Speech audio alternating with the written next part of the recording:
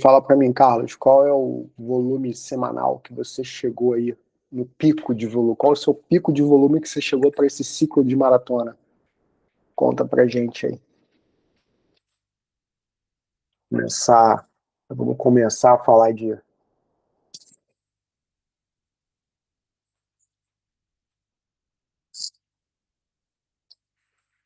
75,90. Bom, então já tá ali no perfil ali que já é um atleta avançado aí para maratona, pelo menos com relação ao volume. É a sua segunda maratona, Carlos? Ou já tem mais maratona nas costas? Um currículo.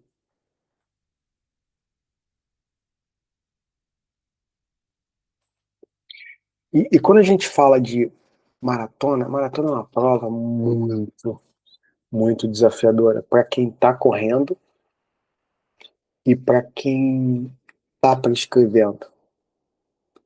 A trail, então, a maratona de montanha é mais desafiadora ainda, porque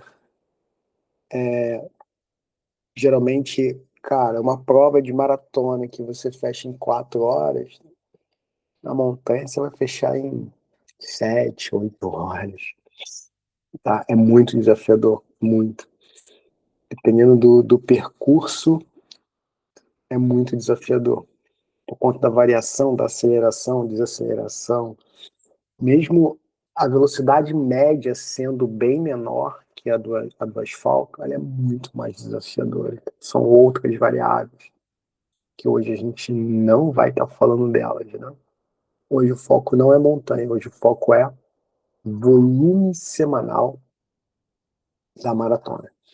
E qual o grande desafio que a gente percebe na maioria das planilhas de corrida, na maioria dos treinadores?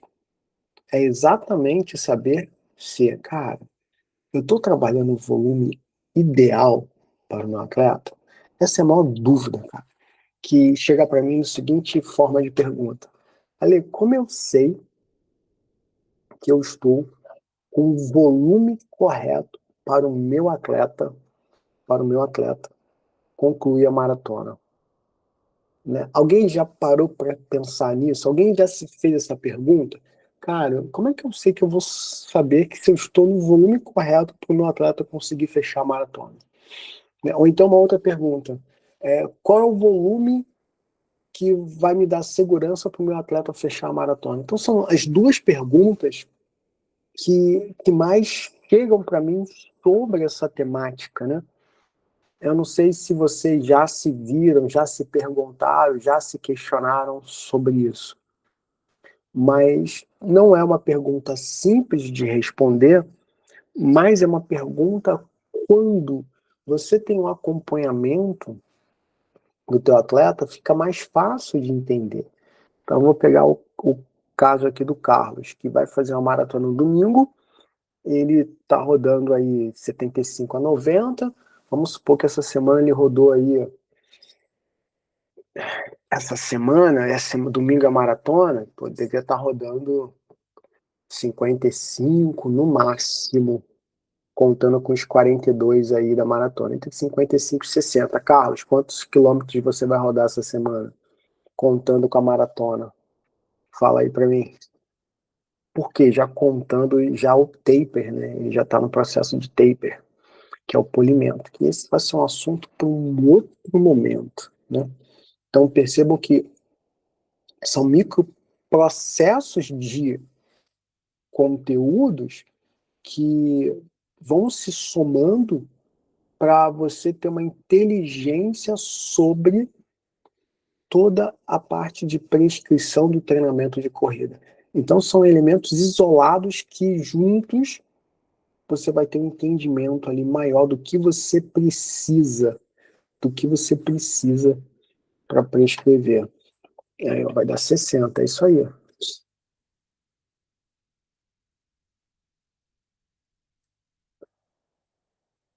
O Douglas já fez várias maratonas, não é isso? O Douglas já correu 4.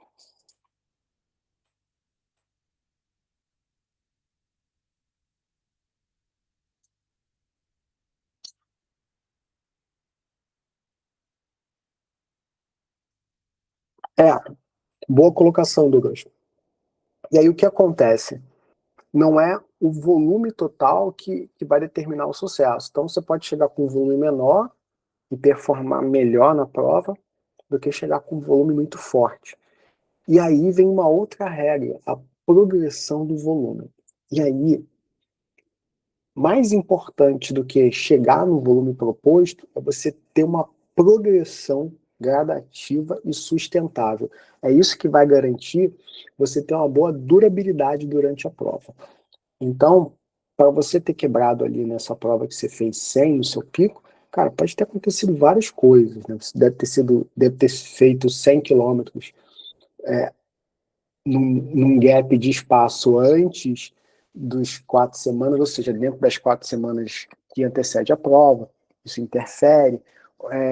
Pode não ter feito uma regressão ali dos 100 para os 60 de uma forma bem agressiva, né, na semana da prova. Então tem vários, não é um, tem vários elementos que se tem que analisar para se levantar uma hipótese para entender, ó, pode ter sido esse mecanismo aqui.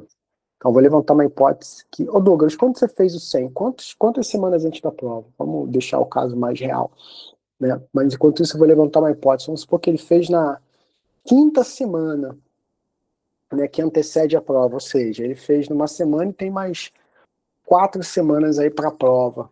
O organismo não teve uma boa resposta porque ele não fez um polimento adequado, não teve uma recuperação adequada. Nesse caso, como chegou num volume muito alto, deveria ter feito um polimento de 21 dias para poder ter uma boa recuperação, chegar mais inteiro na prova. Fez o pico, 2 semanas de polimento e foi a prova. Então, foi a terceira semana antes da prova.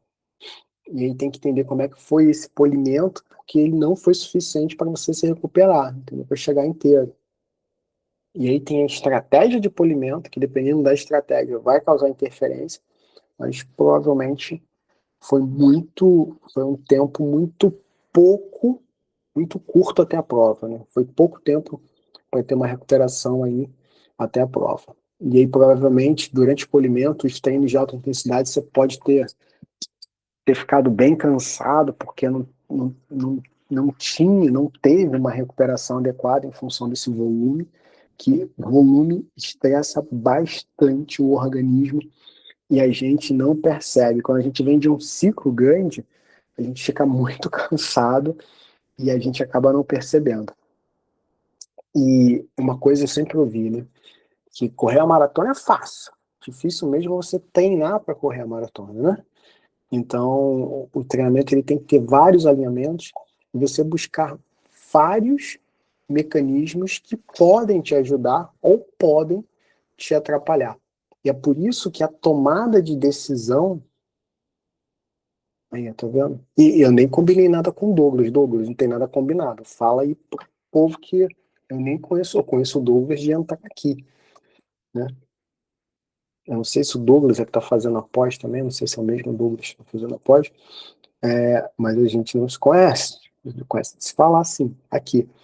Então, é indo pela essa lógica das respostas fisiológicas, você entender os mecanismos, e aí, gente, levantar hipóteses do que pode acontecer e do que não pode acontecer em função da lógica. Quando eu falo hipótese, não quer dizer que é uma certeza, quer dizer que é uma direção. Mas é uma hipótese baseada numa lógica construída. Essa lógica a partir do teu conhecimento em metodologia, em fisiologia, em biomecânica.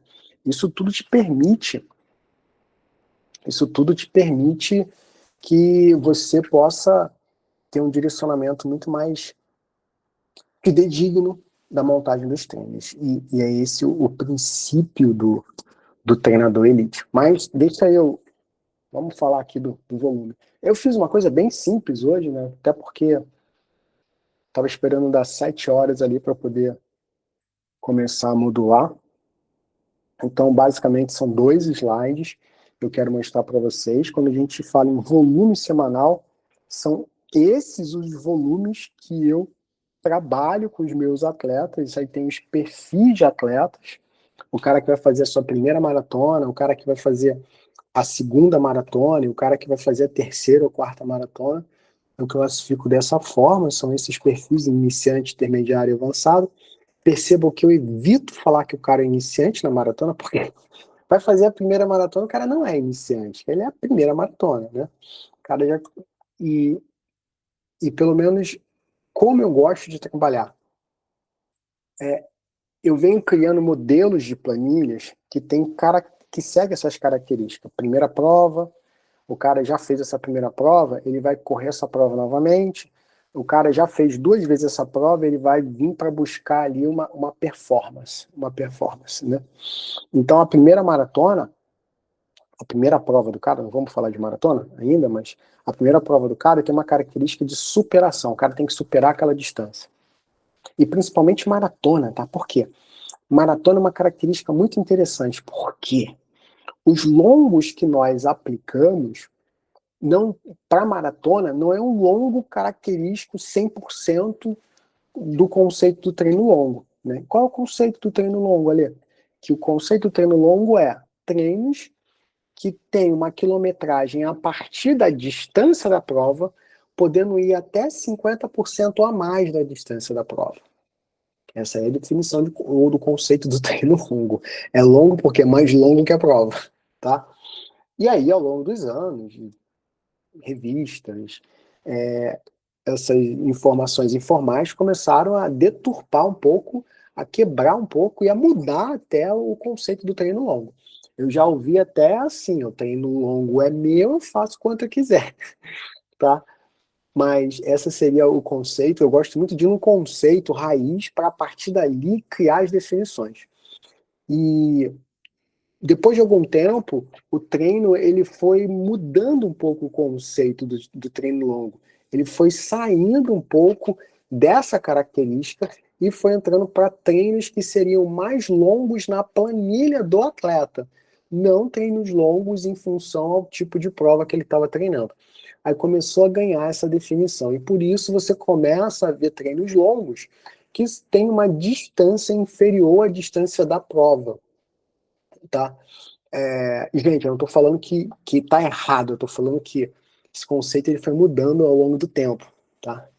E hoje a gente aceita muito bem maratona, treino longo para maratona de 24, 28, 32, 34, né? Treino longo para 21, 16, 18, né? Então hoje isso é muito bem aceitável, mas é importante que vocês entendam o conceito lógico, né? A raiz do que é ou da definição do treino longo. E aí, nesse conceito, você tem ali nessa perspectiva de primeira maratona, segunda maratona, terceira maratona, entrando nessa lógica. E eu também trabalho nessa mesma lógica para as outras provas. Primeira prova, segunda prova, terceira prova em diante. E como é que eu crio as planilhas para a gente entrar nesses volumes? Se o cara vai fazer a primeira prova comigo, né, eu vou focar ele um tipo de planilha que tem uma característica de superação. Ele vai superar aquela distância da prova. E como eu falei para vocês, nessas duas provas, 21 e 42, o treino longo tende a ser ali menor que a distância da prova, salvo que no 21 já temos treinos longos superiores à distância da prova. Então, tem um atleta que chega num longo de 30 para a prova de 21. Mas na maratona, não. Eu não tenho um treino longo para maratona que o cara passa de 42. Cara, acho que o treino mais longo que eu planilhei de maratona foi 38, com um atleta bem avançadão, tá? Mas geralmente eu fico ali 32, 34 e 34 para os atletas que já têm um volume de treino significativo. E os atletas que vão correr a segunda prova, né? Lembrando que a primeira prova tem a característica de superação, então eu vou trabalhar ali muito volume no cara, e principalmente volume em zonas de baixa intensidade, para dar lastro para esse cara nessa planilha. E quando eu falo planilha, eu estou falando de ciclo de treinamento, ou seja, todos os meses. E a planilha evolução, que é a segunda planilha. Quando esse cara ele está fazendo um treino para uma prova que ele já correu, que ele já fez a superação, só que agora ele quer voltar e melhorar o tempo naquela prova. Não necessariamente a mesma prova, por exemplo, Maratona do Rio, mas a mesma distância. E aí eu tenho um terceiro tipo de planilha, que é a planilha performance. Esse cara já correu 2 vezes essa prova, essa distância, e agora ele quer vir melhorar ainda mais o tempo dele.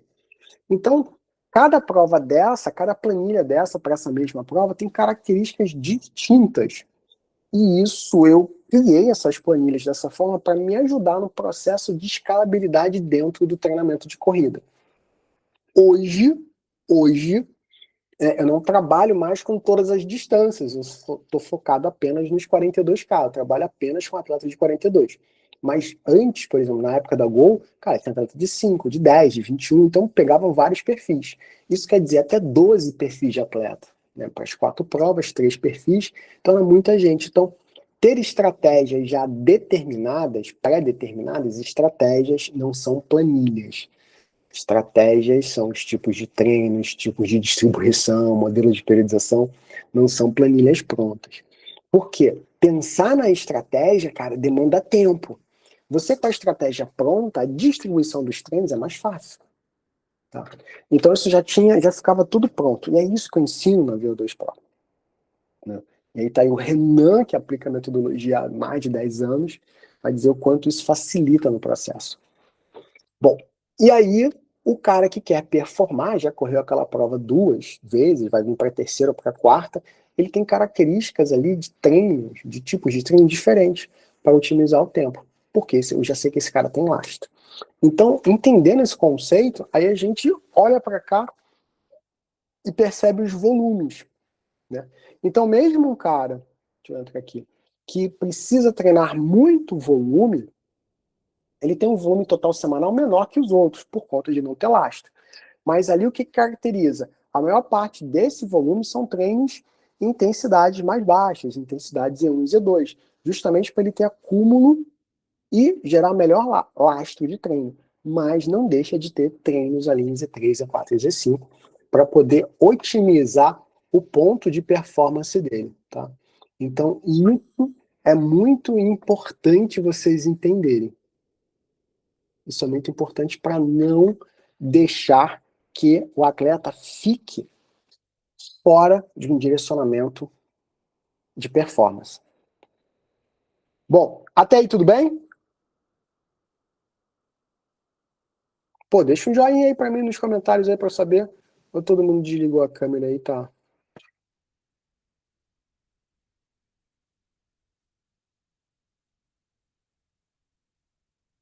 Porra, mas... Caramba, a galera tá economizando joinha aí, galera, é isso mesmo?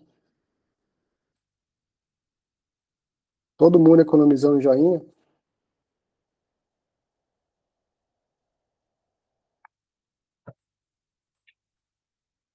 Pô, se a gente não reclamar, não tem, né? Sei como é que é. Beleza. Bom, e aí fica mais fácil agora, depois dessa explicação, entender o porquê que eu estou trabalhando com esses pontos de ancoragem para o volume. Né? E é claro que ali no atleta intermediário, provavelmente esse cara ele vai ter um volume em Z2 muito próximo ou pouco superior ao cara que está correndo, que é a primeira maratona. Mas ele ainda vai ter um volume ainda maior de treinos e intensidades maiores. Então, isso faz com que ele tenha uma adaptação mais agressiva, por ter treinos também, um volume maior de treinos e intensidades acima de Z2. E assim, nessa mesma linha de raciocínio, a gente tem ali o atleta avançado. E aí, o que você percebe? Tem aqui um gap de 20, um espaço de 20 quilômetros. Por quê? Não é 50 ou 70 quilômetros, é de 50 a 70 quilômetros. E como é que eu vou saber qual a distância que esse cara vai fechar a maior rodagem semanal? Aí eu preciso ter o plano de treinamento dele, no qual eu vou fazendo a distribuição dos treinos longos, dos volumes, e aí eu sei que esse cara começou a rodar ali com 24, né? O volume, vamos supor que o longo que ele fez mais longo na meia maratona foi 24. Cara, eu vou tentar levar esse cara pelo menos até 32.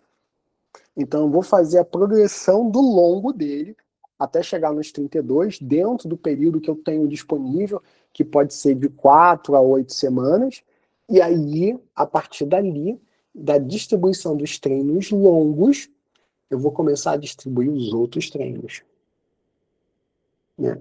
Ale, por que você começa distribuindo os treinos longos? Eu não sei se vocês trabalham com essa estratégia de primeiro treino a colocar na planilha são os treinos longos, porque são os treinos que geram maior sobrecarga acumulada no organismo. Então, além de ter uma distribuição dentro de uma estratégia, eu tenho que entender como será essa progressão. Daqui a pouco eu vou te mostrar um slide aqui que fala um pouquinho da progressão, eu deixo alguns sinais, né, de alerta em função do aumento desse volume da sessão do treino longo de uma semana para outra. Isso é muito importante, não ultrapassar esse volume para não deixar o teu atleta suscetível a um risco de lesão. Tá? E isso é um paper que saiu de 2025, embora a literatura já falava de aumentos não superiores a 10%, mas esse paper ele veio confirmando e trouxe alguns dados mais novos e relevantes para a gente também. Então a ideia é que o volume de pico semanal não ultrapasse esses valores que eu sugeri aqui. Ale, isso é consenso? Não, isso não é consenso na literatura. Tem treinadores que trabalham com um pouco mais. Pouco menos, é difícil você conseguir fazer um cara rodar uma maratona correndo menos de 50K semanal. É difícil, tá? É difícil. Ele pode conseguir terminar a maratona, mas não vai conseguir performar muito bem. Então, sabemos que um volume maior na semana de treinamento vai garantir uma melhor maratona. Porém, entretanto, todavia, se não tiver um polimento adequado, ele vai chegar sobrecarregado e não vai conseguir performar dentro da prova, ao longo da prova. E quando eu falo performar, não é melhorar o tempo, é não quebrar, tá? Não quebrar. E isso é muito importante. Bom, então seguindo a linha de raciocínio, só para ficar mais claro, os alertas em função do paper do Fredsen de 2025. Cara, esse paper deu muita discussão e é um paper que tem uma aplicação prática muito grande e é muito importante que, se você ainda não segue essa regra, você adote para evitar expor o teu atleta a um risco de lesão totalmente desnecessário. Então, aqui eu coloquei a minha interpretação sobre o paper e a regra que eu estou utilizando a partir do paper. E, bom, então eu trabalho com 3 sinais, que é o que o paper coloca lá. Então ele fala sinal verde, sinal amarelo e sinal vermelho. Sinal verde está liberado para fazer, sinal amarelo você pode fazer com restrições, e o sinal vermelho ele não recomenda fazer. E aqui eu coloquei um exemplo prático. Eu vou olhar aqui para o lado, né, que eu estou na segunda tela. Acho que vocês já sabem disso. Né? Então, no sinal verde, é você ter um aumento no treino longo, tá? De no máximo 10%. No máximo 10%. Então, aqui, esse cara rodou, o último treino longo dele foi de 20 quilômetros. E aí, ele sugere que, para ter um aumento dentro dessa zona verde de segurança, que seria aumentar para 21 ou para 22. Eu trabalho muito de 2 em 2 quilômetros. Nem sempre eu estou respeitando os 10%, mas eu trabalho muito nessa lógica de 2 em 2, às vezes 3, e raramente 4 quilômetros. Um aumento, um upgrade de 4 quilômetros na distância do longo.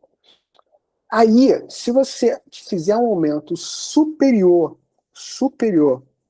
a 10%, indo até 30%, ele diz o seguinte, que você pode fazer, só que o seu risco aumenta.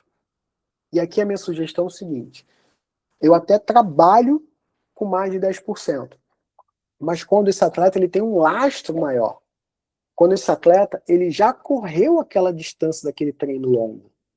Então, eu estou pegando um atleta que ele já fez essa planilha algumas vezes. Ele, por exemplo, seria um treino, vai, de... seguir esse exemplo aqui. Seria um treino de 26, ele seria de 22 para 26. Só que ele já correu 26, já correu 28, já correu 30. Então, ele vai dar um upgrade de um dia de 22 para 26, mas ele é um cara que ele já tem lastro, ele já rodou distâncias muito maiores. Isso é uma característica, é um ponto. Agora, quando eu pego um atleta que nunca passou dessa distância e sair de 22 para 26, aí eu não faria isso. Então, seguindo o exemplo que está aqui para ficar mais claro, então eu faço esse aumento superior a 10%, até 30%, quando é um atleta que já correu aquela distância, que já fez aquele treino, que é um atleta que já fez até prova com distâncias superiores a que ele vai correr ali no longo. Nessa característica, eu não vejo problema. Agora, se é um atleta que vai fazer um upgrade pela primeira vez de distância, eu não utilizaria esse upgrade superior a 10%. E seguindo essa linha de raciocínio, a partir ali de 30%, eu não sugiro que faça, porque é onde o risco de, de o atleta ter uma lesão ou ter uma iminência de lesão é muito maior, ele fica muito mais suscetível. Então, drasticamente, eu não sugiro que aumente volumes de um treino longo para outro superiores a 30%. E quando a gente fala de um treino longo, toda sequência de treinos também tem um aumento nessa proporção, tá? Mas o que geralmente a gente aumenta mais o volume é o treino longo. Alguém já chegou a ler o artigo do Fredson?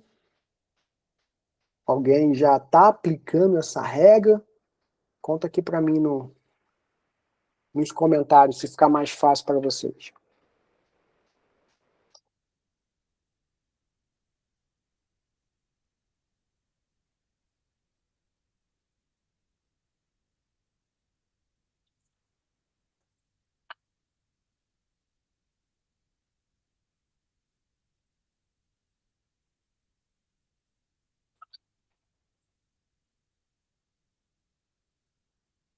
Vamos, galera. Deixa os comentários aqui.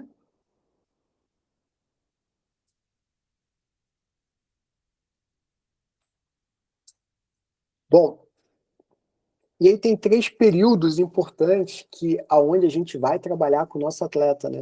Eu sempre estou falando em base, específico e competitivo, e é entender que esses períodos são de extrema importância para que você possa construir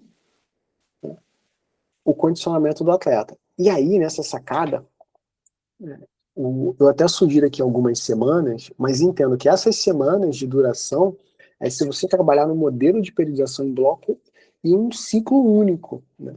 Então seria esse ciclo todo, mas eu prefiro trabalhar com ciclos de 3 meses, então eu vou construir no ciclo de 3 meses, direcionando para uma prova específica, eu vou fazendo a construção daquele condicionamento específico para aquela prova a partir de ciclo de 3 meses. Porque no final de cada ciclo de 3 meses, uma prova-alvo para que o atleta possa competir e a gente entender como foi o desenvolvimento dele dentro desse ciclo de 3 meses. E por que os ciclos de 3 meses? Dentro do conceito da literatura da periodização, a gente chama isso de macrociclo de Mitchell, né? Um macrociclo de performance, um macrociclo menor. Permite que o atleta tenha um desenvolvimento da performance dele dentro desse espaço de 3 meses e com isso a gente consiga ter como ponto de referência para performar para outra prova. Só que, antigamente, cara, 20 anos atrás, um pouco mais, falava assim, em competição a cada 3 meses, o pessoal, nossa, tá competindo muito ao longo do ano, né? A gente vê assim, na própria corrida, nossa, faz só 2 maratonas por ano. Hoje esses conceitos já estão bem ultrapassados. Então já entendemos que podemos trabalhar mais provas ao longo desse período competitivo. Então, tem 2 caminhos. Um caminho que é você continuar com os 3 meses, como eu continuo, e ali dentro eu consigo incluir outras provas, mas que não sejam da mesma distância da minha prova-alvo, que sejam distâncias menores ou maiores, como um treino longo, tá? Então eu consigo encaixar isso, ou eu aumentar esse tempo e mesmo assim encaixar as provas ao longo do período, mas com um período de preparação maior entre o início e essas provas secundárias até a prova-alvo. Então são duas estratégias diferentes, ambas estratégias válidas que você pode utilizar. Agora, experiência minha. Quando o atleta ele percebe que ele tem um ciclo que se encerra num período menor, 3 meses, o nível de comprometimento dele é maior, tá? Para fechar esses 3 meses. Quando eu faço um ciclo muito grande, de 6, 7 meses, ele pode desanimar. Então a minha sugestão é, cara, eu vou fazer um ciclo de 3 meses. Eu tenho uma outra prova importante, eu faço ali um ajuste na curva de performance para mais um mês ou para mais 2 meses. Então, se de 3 fica 3 mais 2. Ah, Lê, mas é uma prova daqui a 3 meses depois que acaba. Então, eu faço 2 ciclos de 3 meses. Então, eu termino e começo um outro ciclo. E é claro, quando eu termino um ciclo e vou começar um outro, que é só ali a segunda parte de uma periodização, eu não desço toda a condição dele de base e começo tudo de novo. Eu já começo aonde ele parou, tá? Então tem toda essa linha de estratégia para ajudar o cara a performar. E nesse conceito você fazer a progressão ali das semanas até o volume de pico, para que esse cara possa ter um volume total acumulado ao longo do ciclo que permita que ele feche uma maratona ali com segurança e, por que não ali, uma condição que ele consiga performar dentro da possibilidade dele. Quando eu falo performar, um cara que nunca correu uma maratona, fechar uma maratona sem andar, sem caminhar, mantendo o ritmo que foi planejado, cara, isso é performar. Beleza? E aí, galera, conta aí. Cadê o Renan? Cadê o Edivaldo? A Júlia está aí. Vamos ver aqui mais alguém na área.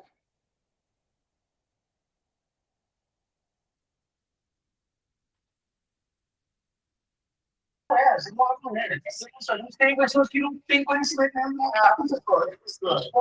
E aí, criança, tudo bem? E aí, tá no bar, cara? Não, tô em casa. Queria eu estar no bar uma hora dessa, ó. Tava feliz. Quer vir pro Coronel, né? Tô ligado. Ah, cara, aí eu gosto, hein? Olha, Bom. deixa eu falar. Coronel é bom demais. Você ainda segue aquela regra de quando você está na planilha de superação, evolução e performance, a distribuição da carga ser ondulatória, escalonada ou linear ou não mais? Cara, aquela regra que a gente chama de geometria da performance, né? É uma regra que você pode seguir para qualquer elemento, em qualquer momento, né? Primeiro vinha ali de forma ondulatória para gerar menor impacto no cara, depois escalonada, depois linear. O que acontece? A linear dificilmente eu estou aplicando. Geralmente eu aplico no máximo a escalonada. E por quê? Não é que não tem atletas que não consigam responder. É que eu prefiro preservar o atleta. Eu prefiro preservar o atleta. É porque assim, cara, eu não sei se a galera não entendeu, mas o nosso negócio não é performance. O nosso negócio é manutenção do atleta correndo. Esse é o nosso negócio. Ele vai performar, mas o negócio é manter esse cara correndo, satisfeito, e não fazer esse cara chegar lá e quebrar o recorde dele. Por quê? Ele pode quebrar o recorde dele e pode quebrar ele e ele sair do negócio. Então, parece que agora está caindo a ficha, isso eu falo já há mais de 10 anos, né, que o nosso negócio é manutenção, parece que agora está caindo a ficha da galera. Usar estratégias de alto rendimento para fazer o cara performar de forma rápida é uma consequência. Olha aí, outra pergunta. Com relação ao treino longo, eu uso muito uma regra, principalmente quando o cara é a primeira maratona, né? Eu subo a distância do longo dele, um exemplo, 24. Na próxima semana eu não vou para 26, eu consolido 24 para depois subir para 26. A estratégia do escalonado. Isso. Porque aí você tem ali as estratégias de progressão do longo. Você repetir o estímulo para ele ter consolidado, que é o escalonado, ou fazer uma progressão constante, que é o linear. Ou fazer uma Tá. progressão ondulatória. Estava 24, no próximo 22, aí depois 25, né? Então sempre fazendo essa ondulação, né? O que acontece? A ondulação no treino longo pode ter um gap muito grande e alguns atletas não respondem bem. Então, no treino longo, a estratégia escalonada ela é mais eficiente. Ou a linear subindo pouco. Se estiver ali dentro dos 10%, ó, vamos supor, o cara está 24, de 24 para 26, beleza, está abaixo de 10%. De 26 para 28. Então, assim, a cada semana eu estou aumentando 2K, mas não chega a ser 10%. Então, eu respondo bem. Agora, se eu aumentar mais do que 10, eu posso gerar uma sobrecarga. Agora, uma outra É, estratégia é combinar isso. No começo, eu posso fazer uma escalonada e depois entrar ali com 2 semanas lineares, 3 semanas lineares. Então, não tem uma regra que eu tenho que começar e terminar o mês inteiro daquela forma. Eu posso variar aham. isso, né? Então, são Não, estratégias de distribuição que auxiliam muito ao cara performar, né? Bom, olha, agora uma outra agora, uma questão até com relação à Pace Pro. Eu vi na distribuição das zonas, praticamente não usa mais o treino longo em Z1, né? Muito mais em Z2 só, ou não. aí vai depender de você. Você pode botar Z1, entendeu? Você, quando montar os treinos, você pode botar um treino longo em Z1. É porque, antigamente, as zonas estavam divididas em três. Em Tá? 3 zonas. Ali elas estão em 5. Então, em 5 é Z2. Se for olhar, na verdade, em 7, né? Porque a Z5 se subdivide Sim. ali. A Achei gente da fala hora assim. isso. A gente fala 5, mas na verdade são 7. Mas o que acontece? Se eu estou trabalhando com 5 zonas, Z1 é a zona regenerativa. É um treino bem leve, então é uma intensidade bem aquém. Mesmo no longo fica bem aquém. Então a intensidade adequada para o longo é Z2 limite inferior, né? Tá. Limite inferior. A gente trabalha ali com amplitude, né? Uhum. Não, beleza. Beleza? Professor, Ô, Ju, deixa eu te perguntar também, que eu tenho muita dúvida com relação combinar mais duas zonas no mesmo treino. Por exemplo, eu inicio um treino com a zona 1, como se fosse um aquecimento, aí eu vou para a zona 2, aí no final eu coloco um Z1 para desaquecer. Tá correto? a pergunta precisa aquecer? E precisa desaquecer, desacelerar? Para que isso? Por que isso? Assim, não é que eu não possa colocar Z1 para aumentar o volume da rodagem, não tem problema nenhum. Mas é necessário isso? A gente tem treinos que utilizam mais zonas, uma, duas, três, são os progressivos, os regressivos, não tem problema nenhum. Agora, a pergunta que fica é: trabalhar com essa distância, nessa intensidade, é o que você quer para gerar adaptação? Ou você está colocando um treino só para aquecer e outra em Z1 só para desacelerar, né? Porque no meio tem um treino mais forte, no caso, né? E Z2 é forte. E a pergunta é: É para precisa, adaptações, né? precisa isso são pontos de vista. Por exemplo, eu não gosto de rodar para aquecer. No máximo, vou fazer uma rodagem de 500 metros, de 1.000 metros, e depois vou começar o treino. Mas não são em todos os treinos, é mais no treino de estabilidade. Agora, desacelerar, Para voltar calma, no caso. só parar, viu? Terminei meu treino ali, daí eu vou fazer mais 1 quilômetro de volta calma. Então, isso é uma coisa que antigamente se falava assim, tem que fazer uma volta calma, regeneração, mas não é necessário. Termina o treino, dá uma caminhadinha de 10 minutos, você tá bom. 5 minutos, 10 minutos, você tá bom. Não precisa continuar correndo. O que Certo. acontece? Esse tipo de estratégia acaba ali consumindo um volume que você deveria estar colocando numa velocidade para gerar uma adaptação. E com isso você está rodando num volume com uma intensidade aquém, e isso gera uma adaptação menor daquela que você gostaria que ele gerasse. Entendi. Então, a gente não precisa estar trabalhando dessa forma. Não quer dizer que esteja errado, mas não precisa estar trabalhando dessa forma. Beleza, galera? Então, define-se por hoje, até semana que vem, conseguindo bater a meta aí de 45 minutos, 8h30, 9h, 15, para a gente poder fechar. Semana que vem, quem quiser sugerir algum tema novo, fico lá à vontade, então, tá? Então, galera, tchau, tchau, até a semana, prazerzão estar com vocês, a gente se vê semana que vem aqui no Papo de Treinador. Tchau, tchau, turma.